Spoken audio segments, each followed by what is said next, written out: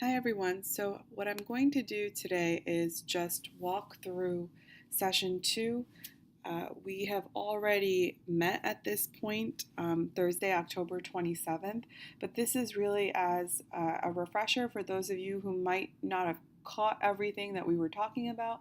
And also I think there's one or two folks who were unable to make it to today's session. So this will be a way for you to catch up. Additionally, I am sure we're not going to be able to talk about everything that I had planned. So, this will be a way for me to also sort of review topics that we didn't have time for. So, today's session is on instructional memos. But before we talk about instructional memos, I just wanted to briefly review some of the emails that you sent for homework. What was, I think, really cool about this assignment is I got to, one, hear all of your different professional voices, but also I realized that it seemed like we were really comfortable with emailing our supervisors.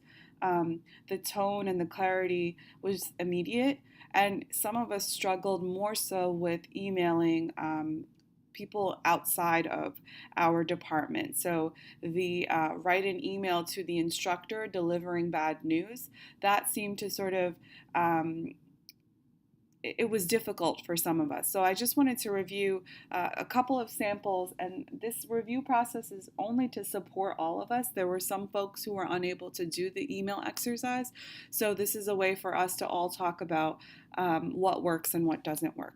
So you'll remember we talked about direct structure, and direct structure is when you immediately let your reader know what it is you the purpose of the email, what actions they need to take, and sort of like a summary of the main points that are going to follow.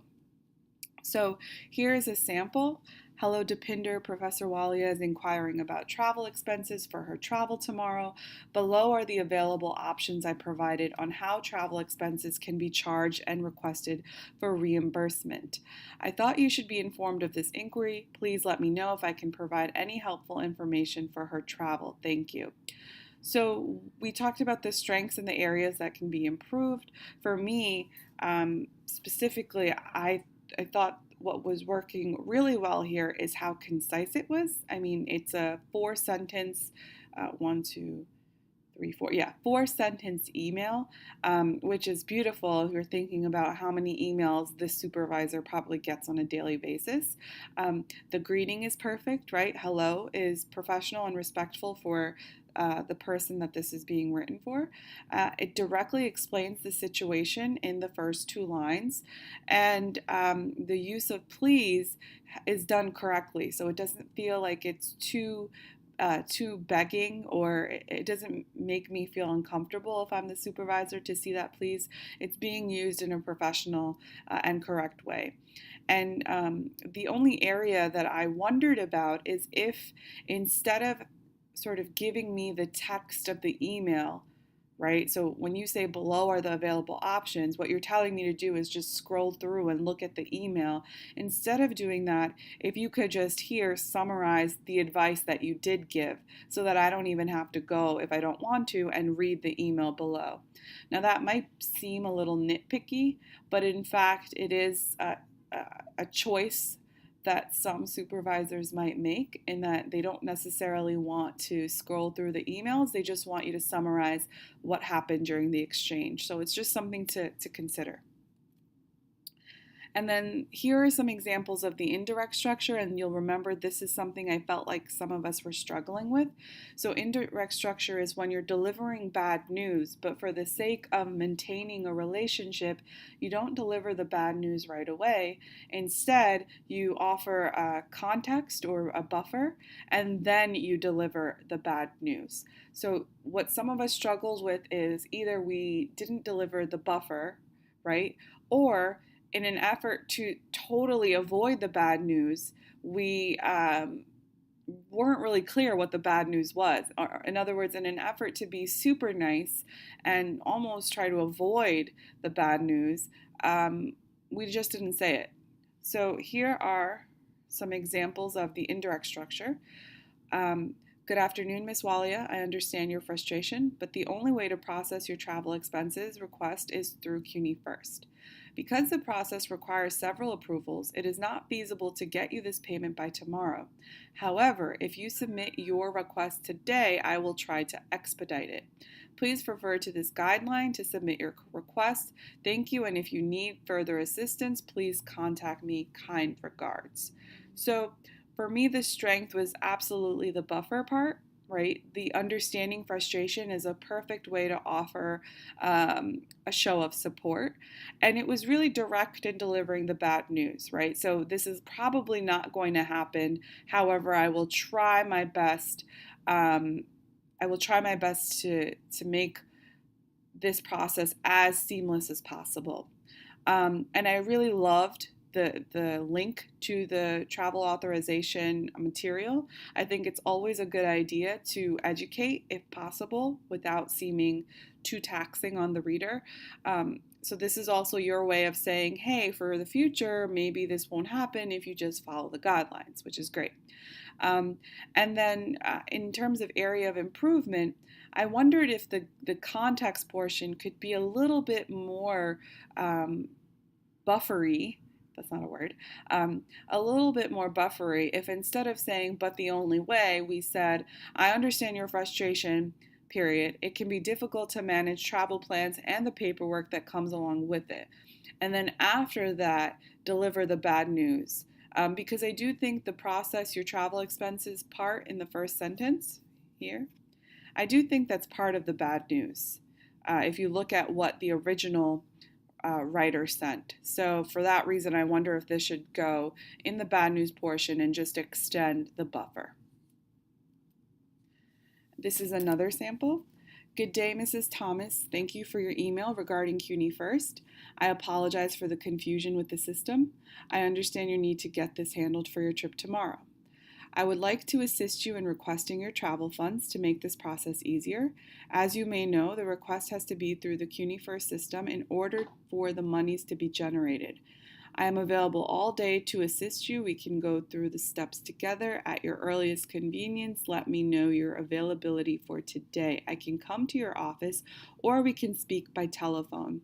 I will follow up with a call as I know this is time sensitive. I look forward to working with you. Regards. Now, a couple of things here grammatically, just so you know, there's three different twos. The number two, right, and then to. Here, you're actually using the incorrect form of to. You want to use to. Additionally, you'll notice that there are a couple of run-ons here that could be remedied using one of the three methods that I talked about last class, right? So thank you for your email regarding CUNY First. That's a complete sentence. So if we want to attach this I apologize part, we either need to put a semicolon and then maybe therefore, comma, I apologize, or comma, and I apologize, or period, I apologize. There was one more. Oh, just so you know, we haven't talked about this, but this is just a trick. When you start your sentences with introductory phrases like as you may know or at your earliest convenience, right? You want to make sure following that introductory phrase, there's a comma. So as you may know, comma, the request has to be through the CUNY First system. Additionally, I know CUNY First is it's strange the way it's spelled or the way it's sort of put together, but you do want to make sure that you're spelling CUNY First correctly or formatting it correctly, and CUNY First is actually one word. So that's just some grammatical minor issues. The other thing that before we talk about areas of improvement, what's working here is there is context, right? And there is a closing that offers a strategy for resolving the situation, right? She says here, I'm going to call you, which I think is a great way to let the reader feel like they are truly supported. The general area that is in need of improvement here is that it feels like it might be too generous. And by being too generous, too eager, it's unclear what the bad news actually is.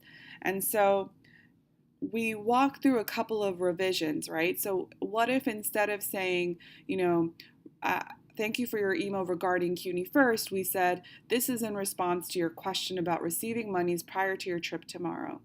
Um, and then I just made the point of, a thank you for your email works, but sometimes it's better to just be direct in your support of the email rather than saying thank you for the email. If you summarize what my email actually said, I feel more supported. And then the other thing is, if we, use the revised sentence, then all of a sudden we don't need two sentences because we have all the information in one. Additionally, instead of saying, I apologize for the confusion, right, you might say, I understand your frustration with the CUNY First process and hope to clarify any questions you might have. Saying sorry, I feel like in retail and in customer service, there's this impression that saying sorry is always the immediate response. But in this case, I'm not sure saying sorry would make the reader feel supported, or if saying sorry is helpful. However, if you understand her frustration, right, that's, I feel, it'll elicit more of a response from your reader. So, the first sentence, I would like to, we realize we don't need it because of the context portion that's reworked. And then instead of saying, as you may know, we can rephrase because really the person doesn't know about CUNY First. So that's why they're in the situation they're in. So we don't want to say, as you may know, we can say, putting your request through CUNY First is essential because it is this process that generates the money needed for the trip. So it's a fact. Doesn't matter if you know it or you don't know it, this is a fact. And then we also want to be very clear on what the bad news is. We want to be clear, like in the example before, that there's a possibility that she might not get this money in time. And so that part isn't here. Additionally, the last couple of sentences feels as though in it trying to be too eager, it's a little confusing, right? I'm here all day. I can come to your office. We can talk on the phone. But really, you can just say, I'm available by phone or in person to walk you through the travel authorization steps, period. Done. So here again, we have the need to be as concise as possible. So generally, what I think collectively we learned about through this exercise is writing to our supervisor is easier than writing to an outside colleague. Writing to our supervisor, keeping that tone, phrases like please advise, I want to keep you apprised, those are really great phrases that are respectful and also clear in what you're asking your supervisor to do. And then for the indirect, we learned that bad news is an okay thing to deliver. I mean, that's a daily part of being a professional, right? That people ask for things, and unfortunately, you're unable to do those things for a variety of different reasons. So instead of hiding that, we can offer support and understanding, right? But then we also want to be direct in delivering the bad news. And some things that might help us deliver the bad news so we don't feel ourselves kind of bad is, I understand. I will try my best. Let me know if there's something else I can do, right? That's a really popular one. If there's a question that someone's asking you and you really can't help, you let them know you can help. And then maybe you want to just close with, but if there's anything else I can do, please feel free to let me know. And so that sort of covers us with the email exercise. Then what we did in class is we did this little instruction exercise to show you how important it is to deliver clear, concise instructions. Can't reenact this, but if you want to, if you weren't here in class, you certainly can try it yourself and sort of have fun with that. Then we talked about what are some of the daily instructions we are asked to give on a daily basis, right? So some of the things that we talked about is fire drill instructions, procedures about absences, procedures on registration. Now this can be registration for, employees, it can be registration for students, processes that we might have to give instructions on can do with procurement, requisition forms, right? Anything related to CUNY First. At this point, CUNY First is still something that requires quite a bit of instructional guidance. HR is often asked to deliver instructions on various procedures, whether it's new procedures, whether it's procedures that are for a new employees. And then there's various payment processes, right? If you are giving an honorarium to a speaker, what is that process? If you want to get parking, what is that process? So we just sort of acknowledge that there are a variety of different procedures and instructions that we're being asked to deliver. So for that reason, it's important for us to be on the same page with how we deliver it. And so this very pixelated image is my way of sort of organizing the step-by-steps of what we need to do. So the first thing, when we need to deliver instructions on a procedure or on a process, we need to ask ourselves, have we gone through this process? And I don't mean like, have we heard about someone else going through this process? I mean, have you specifically gone through this process? If you have not, right, which is often the case, you want to review instructional material that's out there about the process and procedure, or you can ask others who have gone through it to give you some clarity. The worst thing you can do is try to deliver instructions without actually knowing anything about the process. And in fact, that's kind of what happened in the beginning with CUNY First. You had a lot of folks talking about what people needed to do to access their transcripts without actually having gone through the process. And, CUNY First is such that if you skip a click, you can be completely lost. So it's important that you know about the process. The next thing you want to ask yourself is, who is your audience? Is it someone who you work next to? Is it someone outside of your department? Or is it someone who might be an international audience? Now, this is important for you to recognize because for the most part, if it's someone you work next to, the instructions can be summarized in a way that if it's for an outside person, it can't be, right? So there are some steps that you can assume your colleague next to you knows, whereas someone from the outside might not know. And the best example is, again, the CUNY First example, right? If you need to give instructions on how to access something in CUNY First for someone sitting next to you, you could skip through the signing in process, right? And the clicking of self-service. You can just say, log into the CUNY First and click on blank. Whereas for an outside person, you might need to tell them, you need to go to this link, you need to log in on this page, you need to click on self-service, you need to click on, HR Campus Solutions, et cetera, et cetera. And then for an international student or international partner, the important thing to recognize is sometimes the instructions that seem explicit to you might not be so explicit. So there might be a case when logging on is an idiom that doesn't translate in another part of the world. So that's just something to be cautious of.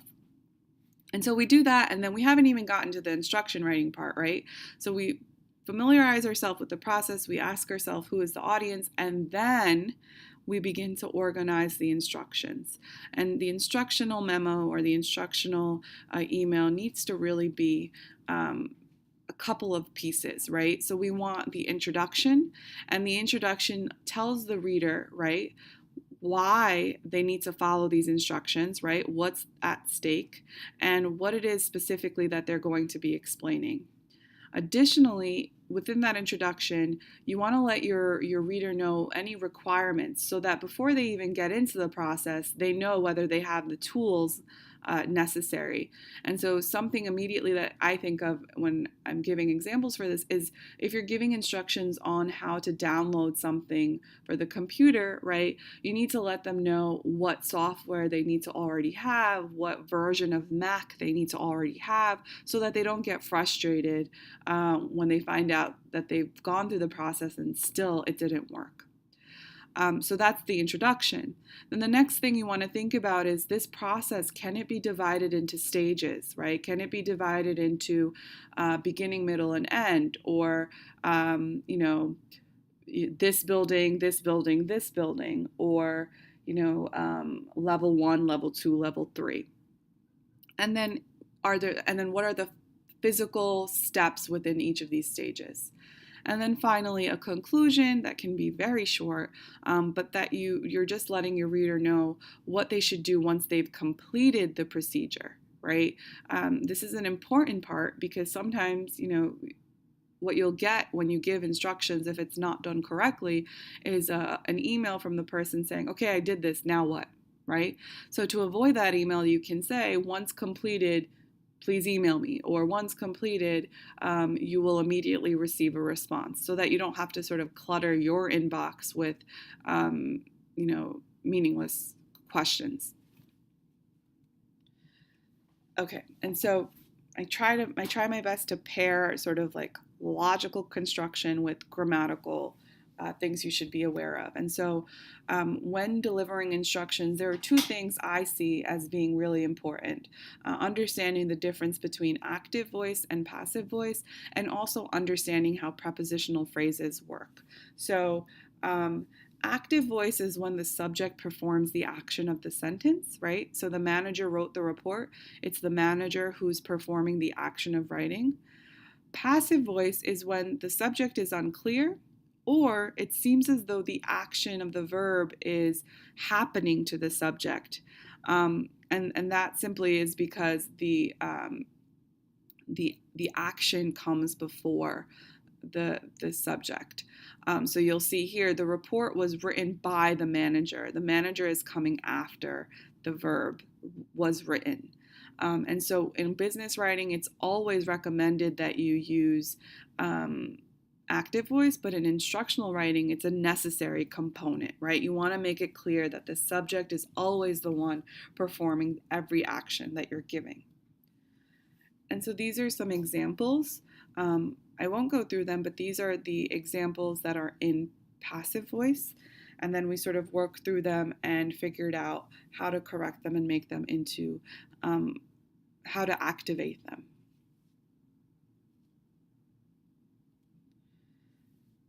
The second grammatical concern has to do with prepositional phrases. And so just generally, prepositional phrases serve as an adjective or an adverb in a sentence. An adjective modifies a noun, and an adverb modifies a verb or the action, right?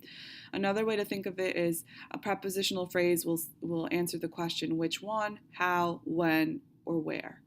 So based on these questions alone, it becomes clear that writing instructions is important for the prepositional phrases to be clear.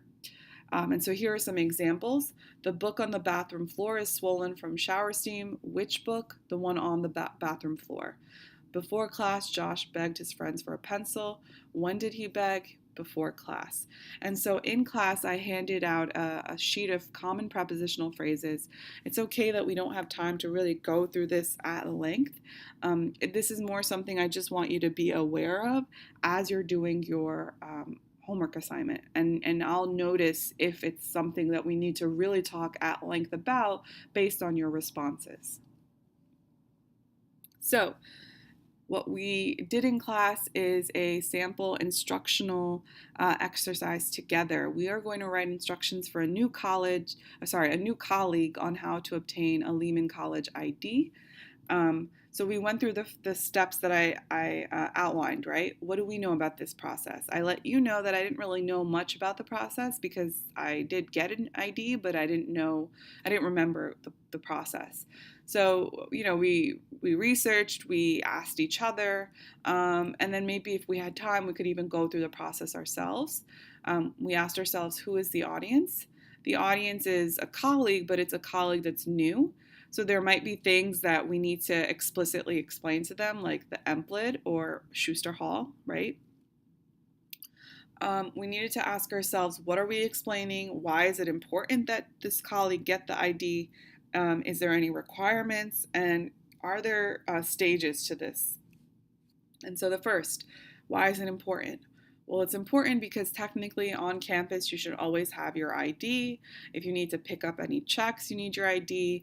If you want to go to the gym, you need your ID, bookstore discounts, etc., etc. So it is important. And then we did our research and found out that in order to get your ID, you need a state issued ID, a hiring letter, and your MPLID. And we decided that we were going to organize the process according to like sort of chronological, right? So preparing to go to Schuster and then once in Schuster. And then obviously the last thing we want to think about is what do they have to do after the process is complete. And we agreed, you get your ID immediately, so you don't need to take any more steps. And so here was a sample that I created that we sort of looked at and talked about what's working, what maybe we want to add. But dear Patricia, below you will find instructions on receiving your Lehman College employee ID. You will need this ID to access our facilities and pick up pay stubs and checks. In order to complete this process, you will need to bring your state-issued ID, your hiring letter, and your MPLID. So you'll notice this is the intro, what's the process, and what do you need, and why is it important? These are the actual steps, right? Go to Schuster Hall, room 079. If you are unfamiliar with the campus, you might find this campus map useful. There is no need to make an appointment. Employees and students are seen on a first come, first served basis. So I have the actual step, right? And then underneath details, because I'm acknowledging that the person I'm writing to might be unfamiliar with some of these things. Then I have submit appropriate documents, state issued ID, MPLID, and hiring letter. Please note your MPLID is a unique 8-digit personal identification number in the CUNY First system used as your employee ID. And then I give them a bit of advice. If possible, put this number on your phone or another place that is readily accessible. And then the conclusion is you will receive your Lehman College ID immediately. Do let me know if you have any questions, and welcome to Lehman College, best, and then the signature. So you'll see we follow the steps, and it seems like a pretty solid instructional email, and I would say a friendly one too. And then for our grammatical proofread, whenever you're writing an instructional memo, you want to look to see that there's active voice and that your prepositions are clear. And then for homework, I ask that you think of a process or a procedure that you are asked to explain regularly and compose a memo or an email explaining this process using what we talked about today. And so I have some samples, right? If you're constantly being asked to give instructions on how a student can pay a bill, you might want to do that, right? If you're always asked about parking procedure, you might want to do that. This is a great way to sort of take all of those professional writing instructional material that you're always using and sort of workshop it so that it's improved, because the reality is if you have a solid instructional memo on how to how a student can pay a bill, you can often reuse that. I mean, just change the signature, change the dear, right, the intro, but the rest can stay the same. So I will see you next week. Hopefully you found this helpful, and I'm looking forward to reading your instructions soon.